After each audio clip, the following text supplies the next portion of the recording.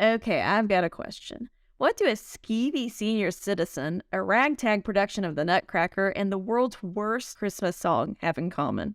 Well, somehow, believe it or not, they are all key plot points in 2015's Merry Christmas. Pucker up, Jennifer. We've got a lot to talk about with this one. We sure do, Josh. We'll unwrap it all in this episode of Do You Watch What I Watch? If you like holiday movies from the classics to newbies, let's sit down and watch, then have a talk with Jennifer and Josh. Sit down and watch, then have a talk with Jennifer and Josh.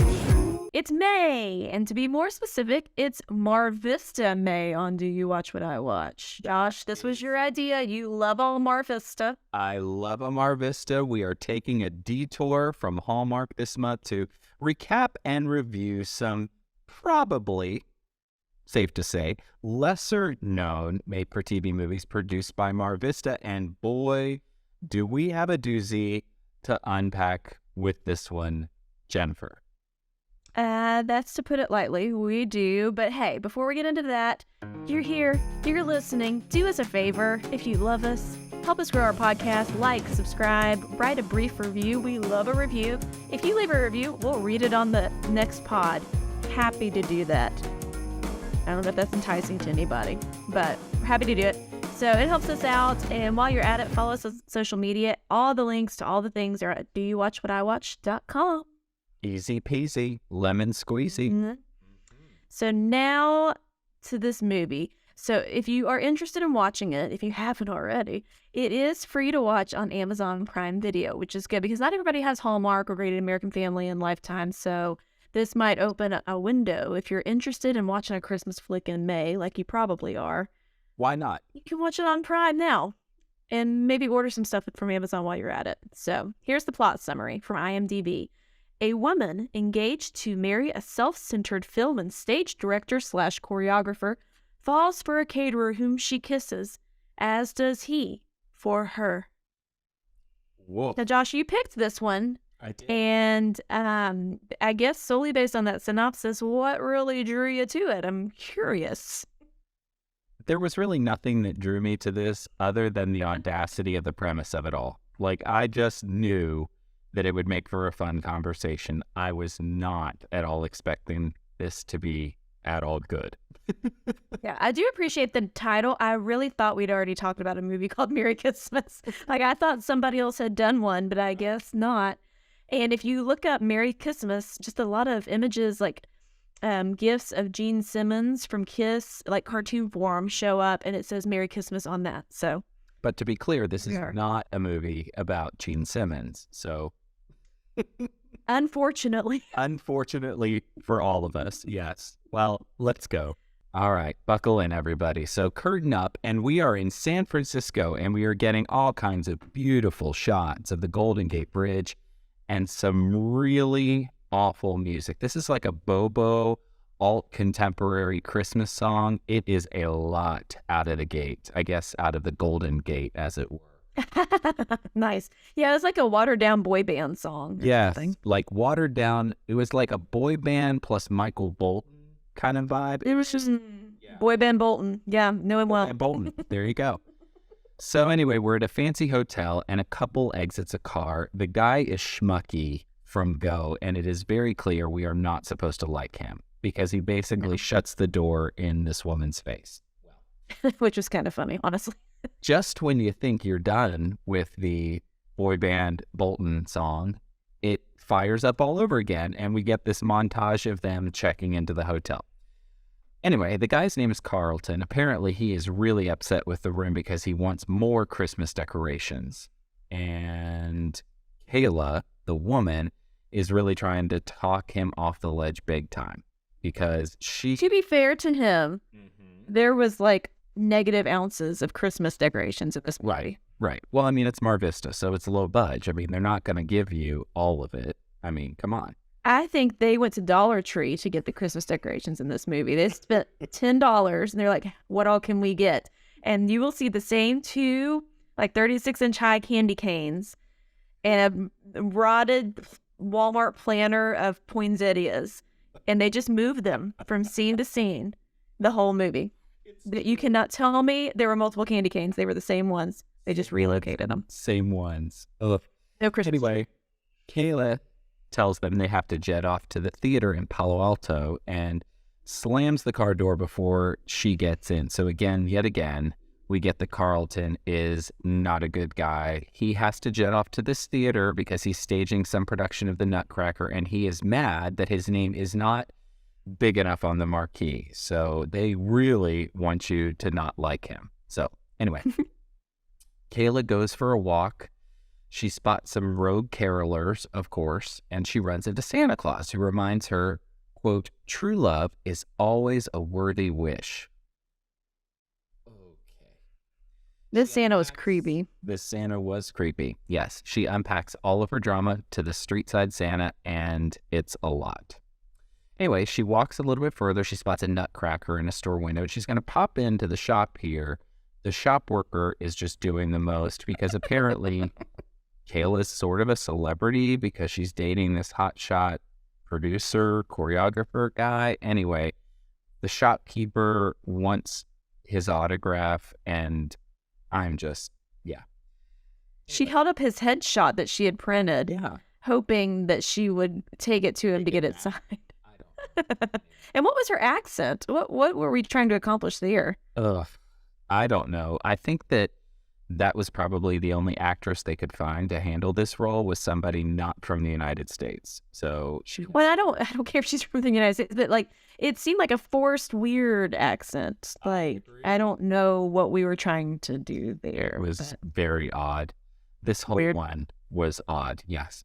Mhm. Anyway, cut to a catering company where a guy named Dustin is trying to figure out the best tasting Nutcracker cookie to impress Carlton. He is apparently this caterer. He's been hired to do the engagement party that they're going to be having very close to the Christmas season, of course. So anyway, he's at his office building. He gets in an elevator where there's this old woman who, was she the grandmother on Everyone Loves Raymond? She was. Doris Roberts, Lord rest her soul, was a national treasure, and I wrote in caps, Doris Roberts is on the elevator. This piqued my interest. Yes. So he gets in the elevator, Doris is there, and she literally forces herself on him under the mistletoe after weirdly fondling his ear. It is bonkers. She assaults him. She assaults him on the elevator. It's bonkers, especially when she slaps him and says, and I'm quoting here, "Thanks for nothing, lover boy." Like, Doris, God rest your soul. Like, why did you agree to do this movie? You're better than this, Doris. Oh, We want more for you, although it may have been the highlight of the movie for me. I mean, it was inappropriate and cringy, but also it made me laugh just because of her. So, I don't know. anyway. But that's the magic of the elevator, right? Didn't he say, oh, the elevator worked or something? Like there's some nod to... Apparently magical. Stay If tuned. that happened to me every time I got in the elevator, I would not take the elevator anymore. I would take the steps. Yes, exactly. Yeah. Anyway, we're back at the theater where Carlton is distracted and Kayla is annoyed. There is trouble in paradise for this couple. It's not working out because Kayla does not like being the one responsible for taking care of Carlton. Dustin grabs a glass of wine with a woman named Jana, his friend and apparently an investor in his catering company, and he laments his single status, which is like totally not believable because he's handsome and he can cook and he can bake and it's San Francisco. Like, there is no chance that this kind of guy is going to be single. Yeah, he's like, what am I doing wrong? I'm just going to focus on my career. Wah, wah. Like, so Eeyore about it. Like, dude, I think you could get a lady if you wanted it. Yes, exactly. Anyway, Jana and Kayla apparently are friends and they used to work at a magazine called Trend. Anyway, Carlton calls her Jada, not Jana, and Jana is not impressed with Carlton, and neither am I at this point. And then goes on to call her Jessica later. I think so, yeah. I've been called Jessica a lot in my life, and my name's not Jessica. For new listeners, it's Jennifer. And then when I would tell people, oh, my name's Jennifer. Oh, you look more like a Jessica. What's that? Excuse me. Multiple people have told me this. What does that mean? Yeah. No shade to our Jessica listeners, but like, how do you tell somebody you look more like this name? I think I should look like the name that I have. I would agree with that. Absolutely. Yeah. Dustin, for some reason still wearing his catering garb, is walking through town and he spots the same Nutcracker that Kayla saw in the shop window, and he wants to buy it, but the shopkeeper won't stay open for him.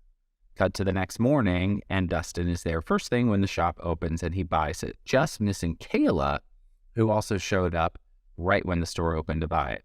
Oh no, here we go. Anyway, Kayla, for some reason, and it's not clear to me, bolts from the store. So apparently she has some sort of run-in with the shopkeeper, and she bolts from the store. She takes off running, and she's hiding. Maybe she's trying to get away from this woman because she just wants the autograph. I think so. Yeah. What it is? Yeah. And she's wearing a knitted hat that looks like an apple. Yeah, It was a red hat with a green stem. Yeah, I don't know. So she's running and she's running and she's running. And for some reason, she just like runs into the same building that Dustin lives in, happenstance maybe, and runs right into the elevator where Dustin is and immediately kisses him. Like, It's the magic elevator. what? Anyway, he has googly eyes and he goes in for round 2 and they don't even know each other's names. And it's bonkers.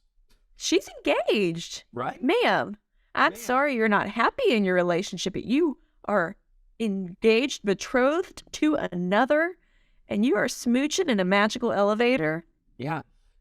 If you had to evade a shopkeeper who was pursuing you for some inexplicable reason, Jennifer, would you just flop into an elevator and kiss the first thing you saw? Not typically, no. Can't say that I've ever done that. I mean, there was that one time. No. The only time I've tried to evade anybody, we were in New Orleans, and this is apples and oranges, but a fella shoe shined one of the guys that I was with his shoes unprompted, unasked. He just started shining his shoes. When we tried to walk away, he was very mad we did not pay for said shoe shining.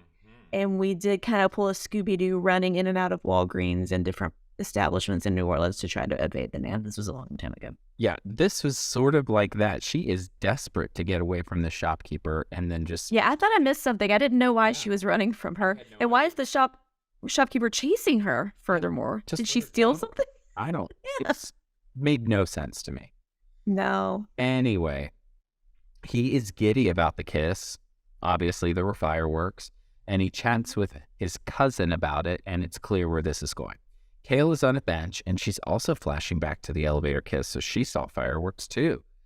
And then Jana shows up, and so we get replay after replay after replay of this elevator smooch. Carlton calls, and he wants to see the location of the party. So, of course, Dustin just happens to be there, and Carlton has, wouldn't you know it, he has summoned News to cover the engagement party and says, quote, "I'm not shooting for the stars. I am a star." Okay. So full of himself. There's not even, sometimes they try to make there's always a guy you're not supposed to like, and he's in the way, but there might be some redeeming value, or he's not, there's no punches pulled with this guy. They want you to hate him. He is the worst. Yeah. There was... But it did make me laugh. Some of this, he was so over the top. Development here. Yeah. No. Really, Jana. Now you have me calling her the wrong name. Jessica Jana was the only one that I thought was really a good character. Yeah, right? Anyway, Kayla wanders inside, and she spots the Nutcracker from the store window, and who pops out behind it but Dustin. Oh! So we get finally a meet cute here. They talk about romance and her writing career, and here comes Carlton. Yuck. Carlton does not trust Dustin at all, so he senses that there's something going on here. He has an unnecessarily visceral reaction to the Nutcracker Kayla and Dustin love, and he demands that it immediately be jettisoned from the party. To be fair, I think Nutcrackers in general are kind of creepy. I'm with you. I don't know. Is that a hot take? I don't like their teeth. Like their little Nutcracker teeth, the way they're painted offend me. They're long and skinny and like disgusting. There you have it. Hot take. In case anyone was wondering. Don't buy her a Nutcracker. We will not have Nutcrackers on our new merch store whenever that happens. So stay tuned. No. Yeah. No, not doing it. Anyway, Kayla and Carlton immediately fight, and she declares, "We are done. Our pieces belong in different puzzles," which is I wrote that quote down too. I mean to tell you. It's like whoever wrote this script has never broken up with somebody ever in their life. No way. They've just watched Hallmark movies. And I wrote that quote down and then I put in caps, "Josh, what have you done?" And that is also So not. I was not thinking too fondly of you at this point in this movie that you're making me watch. Dustin is sad. His cousin and Jana try to encourage him. He goes into the city and he delivers the Nutcracker to Kayla at the fancy hotel, which, how does he know where she's staying? Along with a note encouraging her to write the story about the love story behind the Nutcracker. So apparently there's this really sweet love story about the guy who built the Nutcracker, blah, blah, blah, blah, blah. So, of course. Yeah, more on that later. Right? She's feeling all in her feels about the whole thing, and so she flips open her laptop. Cut to the next morning, Kayla wakes up, of course, in full makeup, and Carlton is super mad, worried that her writing project will distract from his press. She's had enough, and by this point, I kind of have to. So he tries to apologize, but it seems half-hearted. She goes to Dustin's catering business, and she busts in, I should say, to return the Nutcracker. He runs after her right into the elevator, which violently shakes and throws them together. They flirty talk in the elevator. Again, it's magical. Dustin's cousin shows up in the elevator and invites her to a cookie baking montage set to, wait for it, the same boy band Bolton song we heard early on in this movie. It's back. It's a reprise. Oh gosh, it's the worst. Anyway, cut to Nutcracker rehearsals. It is not going well, and Carlton is flirting with the Sugar Plum Fairy. Cut to the animal shelter for some reason, and we're there to play with puppies. This is the first time I fell asleep in the movie. Let me tell you, fell asleep thrice in this movie and had to keep rewinding it to figure out where I left off.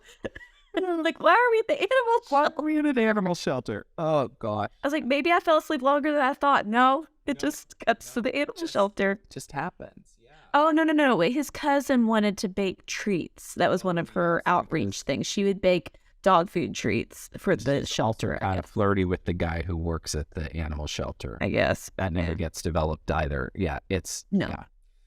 So there was a little bit of a tie, but it was still kind of out of left field. Anyway, Dustin is holding a puppy and donated all the cookies for the fundraiser, so he is clearly the best human in the world. Could not be any more obvious what they're trying to do to make him look different than Carlton. He asks her out for pizza, and she says yes, even though Carlton keeps blowing up her phone to run errands for him. They flirty talk about how everything went wrong with Carlton. Meantime, Carlton is really trying to guilt trip Kayla, which she unpacks over wine with Jana. Carlton mysteriously shows up in the corner with Sugar Plum Fairy at the wine bar, and Jana sees them, but, doesn't tell Kayla immediately. Yeah, look behind you. Your fiance's with another woman. Although she was hanging out with Dustin, so... But she's Dustin's investor and friend. I guess. I don't think we should spend too much time analyzing the dynamics of the relationships here. Anyway, Kayla, in all of her free time, for some reason, decides to make some postcards to advertise Dustin's catering business.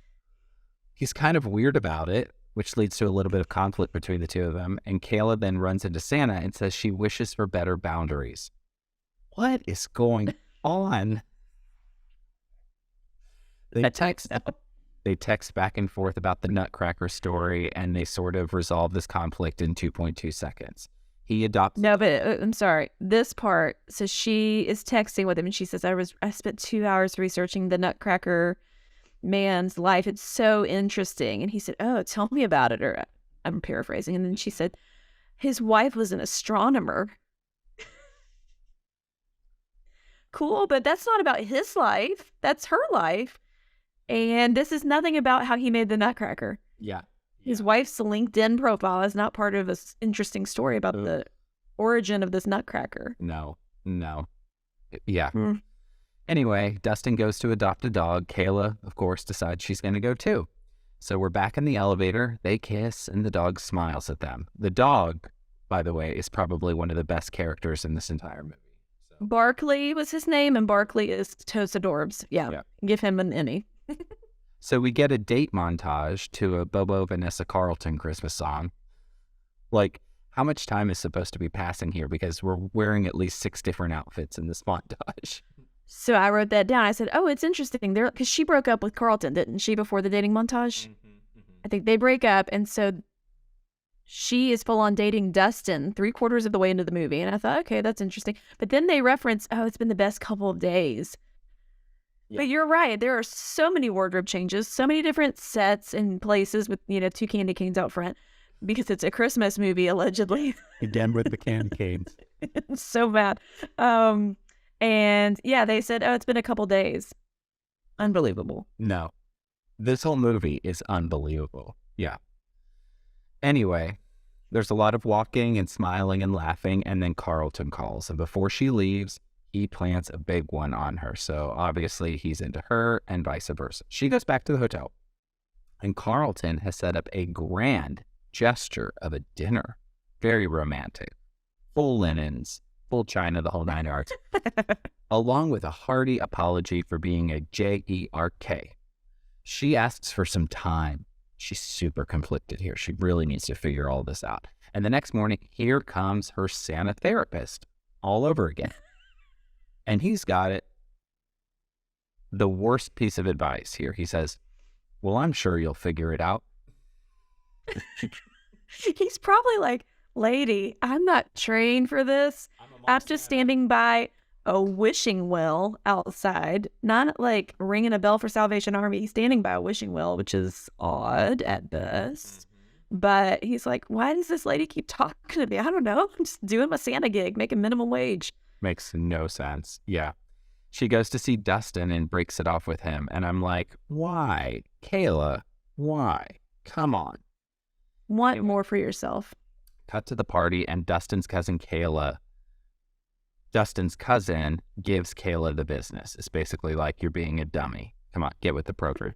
Carlton is back to being a toolbar, and Kayla realizes she's made a huge mistake. She storms over to Carlton and demands that it is over.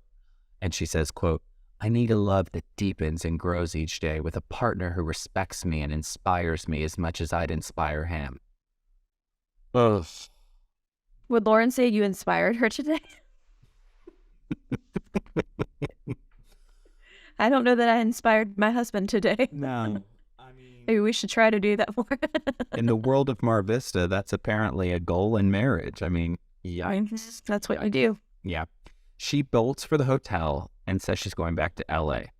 Kim and Jana, so Kim is Dustin's cousin, they run after her, but apparently they don't catch her or stop her, because the next thing we see is that Dustin is finally deciding to fight for her, and he hops in the elevator, which of course immediately breaks down. So Kayla makes it back to the hotel. She's like packed up her stuff. We don't know where Kim and Jana are. They've just disappeared altogether. Kayla must be the fastest runner out west, because she outran the shopkeeper. Now she's outrunning her friends. Yeah, it's bonkers. So we get a waiting montage. He gets stuck in this elevator. And I'm like, doesn't he have a cell phone? I mean, come on. Anyway, Kayla shows up to the building. For some reason, she just feels like she needs to track down Dustin. So it's, here we go. And so Dustin is in the elevator. And at some point, he decides he's going to pray, to the elevator. I'm really confused. He said the D word, too, though. And I don't mean dang. I was taken aback for this kind of movie. We got some salty language in this one.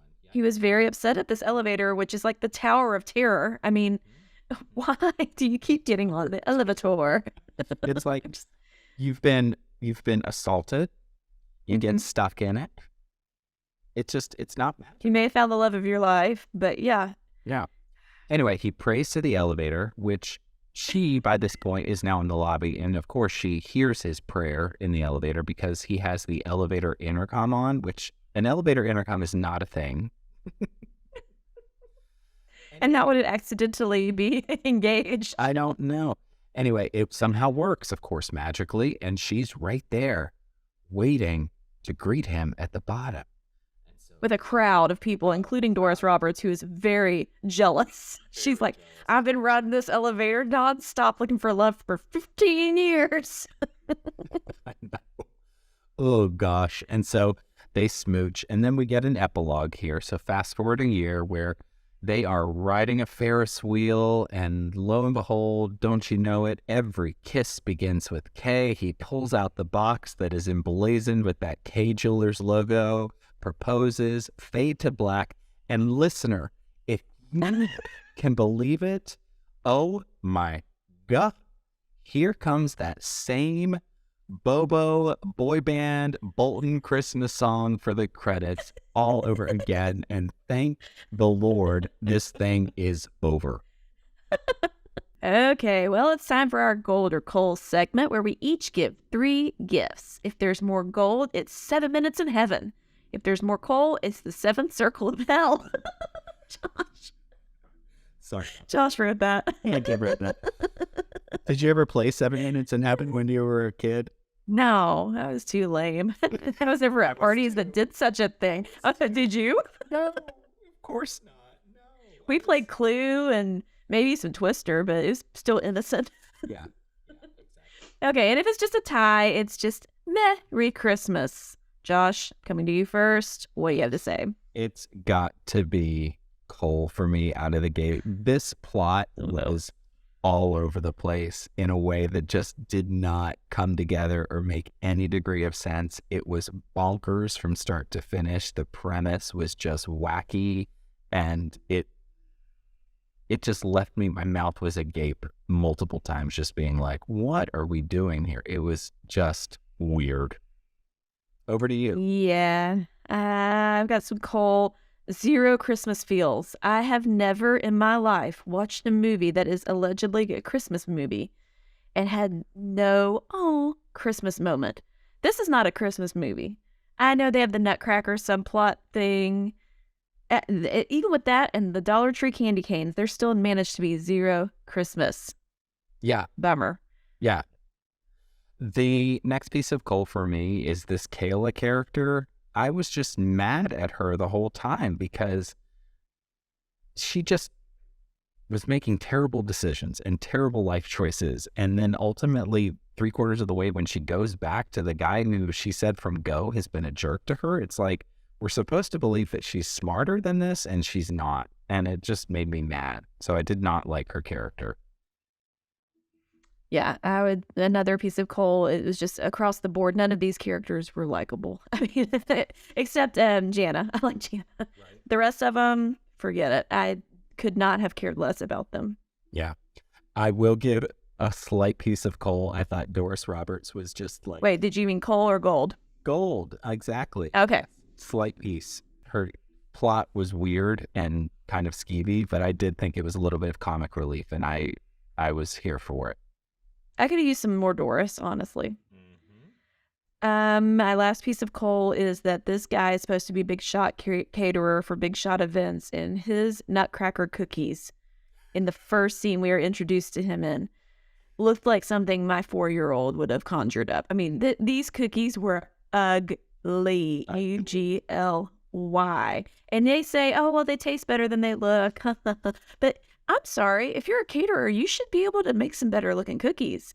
You need to work with some fondant and some other things. Take a class. I don't know, expand your horizons. Take a continuing education on it. Yeah, look at your... Made no sense. Community college made no sense. And we didn't get a whole lot of cooking for him. I mean, he could have been any occupation. He didn't need to be a caterer, could have been a photographer or whatever. Yeah. Yes, exactly. The bottom line here, we had just 1 piece of gold and 5 pieces of coal. So we're going to refer to this movie as the 7th circle of hell. That was so bad. This is the worst movie we have watched, in my opinion. I cannot think of anything worse. It's not even so bad it's good. It was just bad. I mean, okay, so we don't talk about our thoughts and feelings ahead of recording. but they did say something in this movie. It was the cousin talking to the caterer guy. And I had to text it to you, Josh, because it's my thoughts on this movie. She said, quote, "I've never been miffed at you or disappointed at you until now." And so I texted that to Josh earlier. I just said, there we are. That's all I have to say. That's all I have to say. Okay. Well, you get the next pick, so we'll just have to see. I do. It's going to be a MarVista, and we'll see what I come up with. I have it down to 2. I think I know which one I'm going to pick, but watch the socials. I'll post it soon for sure. So there you are. And that, friends, is another episode of Do You Watch What I Watch? Hopefully you don't watch what we watch. Don't do it. Special thanks to Nick Shores, as always, for our theme song. We love it. And of course, thank you for listening. Hey, if you like our podcast, we really appreciate you. Be sure to like, subscribe, and tell a friend about it. You can connect with us on our social media channels as well. You can find links to everything we've got at doyouwatchwhatIwatch.com. So, as Jennifer said, you're going to want to stay tuned to our socials where we'll announce the next movie that we're going to review. It's going to be a MarVista, and Lord willing, it's going to be better than the one that we reviewed in this episode. But either way, if it's horrible, it's still going to make for a fun podcast, Jennifer, and we'll have plenty to discuss, right? And until then. That's right. Until then, may your days be merry and bright. We'll see you next time.